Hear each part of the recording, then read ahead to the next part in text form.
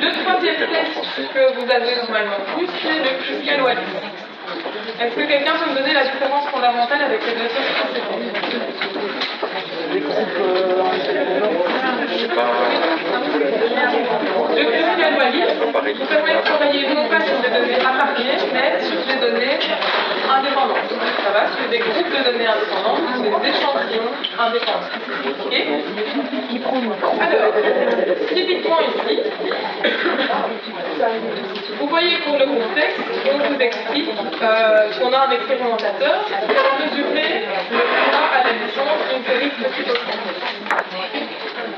Et ce qui se demande, c'est si le poids des cochons est influencé par la grandeur de la portée de la chaîne des tissus. Autrement dit, est-ce que mon cochon est plus gros ou plus petit en fonction du fait qu'il a 7 frères et sœurs ou 2 frères et sœurs. C'est ça le principe. Ça va? Alors, qu'est-ce qui vous permet de dire qu'on n'est pas ici dans des données appariées? Et en fait, vous devez bien faire le lien entre le tableau et les informations que vous avez au-dessus.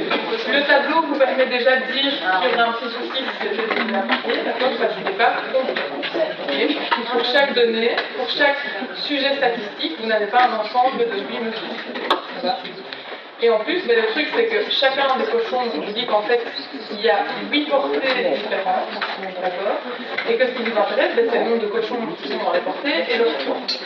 Or, quand vous avez une portée de cochon, le cochon que vous avez pesé ici et qui fait 2 kg, il appartient à cette portée-là. Il n'appartient pas à la deuxième portée dans laquelle il ferait 3,5 kg et à la troisième dans laquelle il ferait 3,3 kg. Donc en fait, au contraire de ce qu'on a fait tout à l'heure, vous n'avez pas ici une ligne statistique sur un cochon qui fait 2 kg dans une portée, 3 kg dans une autre, 3 kg dans une autre. Vous avez en fait autant de sujets statistiques qu'il y a de données qui sont isolées les unes des autres. Ça va? Alors, donc pour le coup ici, pour vous essayer de compter, on a en fait 56 cochons qui ont été pesés, on a le poids de 56 cochons. Ça va? Alors, en fait, le Kruskal-Wallis, il vous permet de travailler sur des données qui ne sont pas appuyées, des données qui sont indépendantes, mais en fait, il vous permet de répondre au même type de questions que le FIMAL. Autrement dit, est-ce qu'il y a des différences entre les différents groupes? Autrement dit, est-ce que j'ai une variable indépendante qui a une influence sur une variable dépendante? Ça va? Donc, ici, l'hypothèse nulle qu'on pourrait poser, en sachant que la question, c'est de savoir si le poids des cochons varie en fonction de la taille de la portée. L'hypothèse nulle, ce serait quoi? Ouais. Donc en fait, les cochons n'ont pas un poids différent en fonction de la taille de la portée dans laquelle ils sont. Okay. Autrement dit, la taille de la portée n'a pas d'effet sur le poids des cochons. Vous pouvez formuler plein de manières différentes.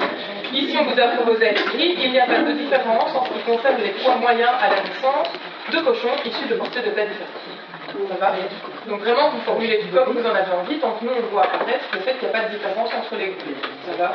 Autrement dit, qu'il n'y a pas d'effet de la taille de la portée sur le poids du cochon. Alors, comment est-ce que vous devez traiter ce type de plan? Vous allez voir que c'est un petit peu plus long que les autres, parce que vous devez dresser de nouveau un tableau d'écran, et cette fois-ci pas ligne par ligne. Ça n'aurait pas de sens puisque les données ne sont pas variées. Ça va? Ce que vous devez faire, c'est dresser un tableau d'écran pour l'ensemble des données du tableau que vous avez sous les yeux. Mon Dieu, oui, tout à fait. Donc, vous devriez dresser un tableau, oui, avec 56 rangs. Alors, de nouveau, mais après ça, c'est très bien d'avoir votre stade, mais c'est comme pour le H et pour le N. Il va falloir inférer, s'il vous plaît. Il va falloir inférer, et donc il faut choisir la découpe de tâches. De nouveau, pour consulter la table, mais il faut rentrer dans un certain nombre de caractéristiques qui ne sont pas respectées ici. Et donc pour le coup, tout à l'heure, on avait calculé une note Z, maintenant on va calculer un petit carré. Ça va? Le petit carré qui va avoir cette forme-là, dans lequel, en fait, le n, c'est de nouveau, le grand N, c'est l'ensemble, en fait, le nombre total de données que vous avez sous les yeux, ici, le nombre total d'individus statistiques, et le V, la stat que vous venez de calculer.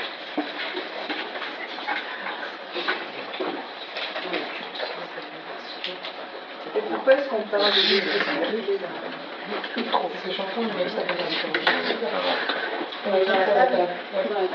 On l'utilise pour la table.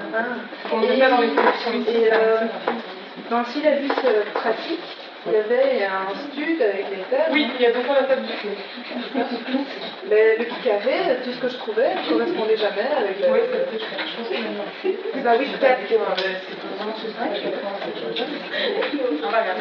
Et donc du coup, la vraie table du carré, c'était la qualité. Oui, bon, on va on a fait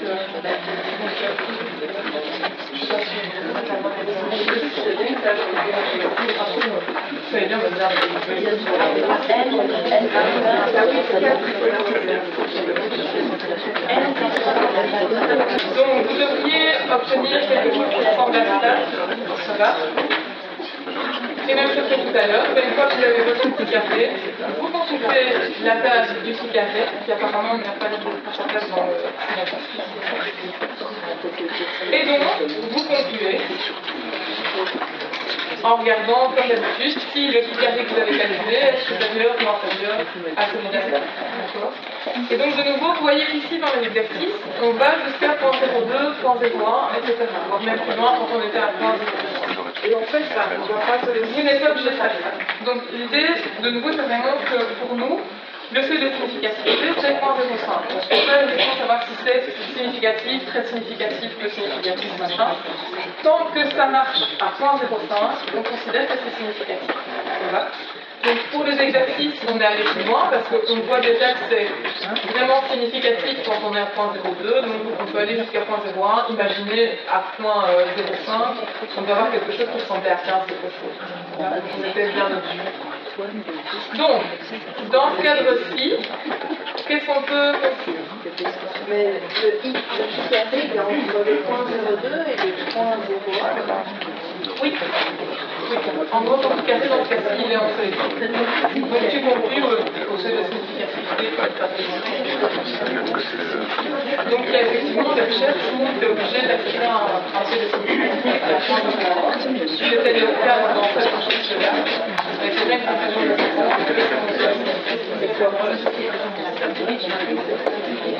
donc, qu'est-ce que je peux conclure ici, après avoir contacté ma table de qui?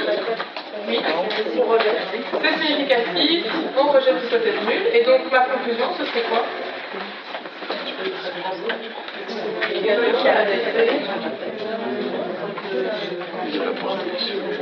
Donc, effectivement, la conclusion, vous pouvez la formuler en disant il y a bien un effet de la taille de la pensée sur le poids des cochons. D'accord. Vous pourriez aussi la formuler pour coller plus au principe du test en disant le poids des cochons diffère en fonction de la taille de la portée de laquelle ils sont issus. Ça va? Excusez-moi, j'ai une question avant. Si jamais l'effectif de groupe est inférieur à 5, qu'est-ce qu'on doit faire? Tu vas dans la table. Ce qui ne sera jamais le cas ici. Ah, mais ça va. Et une autre question, le V, on n'a pas compris ce que c'était. Le V, simplement, c'est ta statistique en fait. C'est le V de Tristan-Wallis. Par exemple, le S, il fait de V, je vais de V. Oui, ça j'ai compris, mais comment l'obtenir? J'ai pas suivi, j'ai loupé une info. Comment l'obtenir? Donc, J'ai quand suivi tu tout l'obtiens, ça. tu fais référence le tableau général. Ça va. Et puis après, tu t'intéresses à chaque colonne séparément. Dans chaque colonne, tu fais la somme des rangs. Tu mets la somme des rangs au carré. Et puis, tu divises cette somme des rangs mise au carré par le petit n, l'effectif de ta colonne. Ok. Et ensuite, tu sommes chacun C'est ça que je chacune de tes réponses et tu obtiens le résultat. Ça va? Merci.